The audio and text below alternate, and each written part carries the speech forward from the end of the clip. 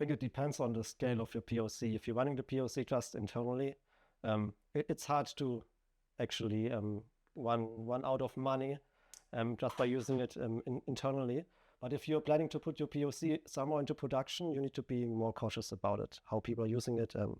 You got everything right, but you get an understanding on what is the input, what is your output, because you're building this POC and you run some smaller tests, and you get an understanding about the pricing as well. And then you can do some estimations at least, figuring out how many requests do we expect and what is our budget for this POC. But yeah, you always need to keep track of your building, and that's why cost and anonymity detection, it's coming into play. Just getting information if there's something running out of order, then you can have a look, maybe stop the POC if this is in production, someone is abusing it. But yeah, you can do that over your building, right? Gen AI Pro is free right now. Just saying, it's a good incentive to do POCs right now. Also, try to use the managed services for a small POC. Right, the amount of the cost for 1,000 character, it's gonna be a lot less than if you go with like open source, put in an instance and like, oh, I'm gonna play with it for 2 hours. Like, well, you're paying a lot more for that than you're using managed API. So for POC, use the APIs and see how things interact with each other before you start evaluating outside of that.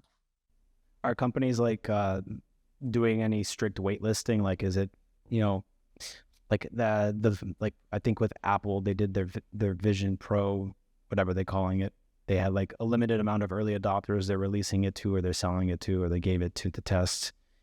Is it the same thing where it's kind of like release it to X customers, monitor your unit costs, make sure it still makes sense, then open the waitlist for the next 20 customers or whatever, monitor the costs and kind of gradually increase that way? Or is it more of a release to everyone approach and monitor your costs and hope you can catch something on time?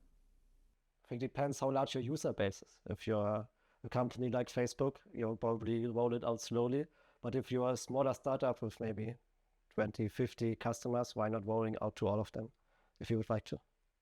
But it's always hard to keep track of feedback if you roll it out to all users. If you have a small selected group, you can invite them, interview them, get some initial feedback out of them, see is it something useful they can use. So it's not only about how cost sensitive you are about your POC or about your product, it's also about the feedback you want to collect. So in any case, the observability becomes absolutely critical, because if you're not tracking that, you don't know about your costs. And so we've come full circle back to, we have to put this in place.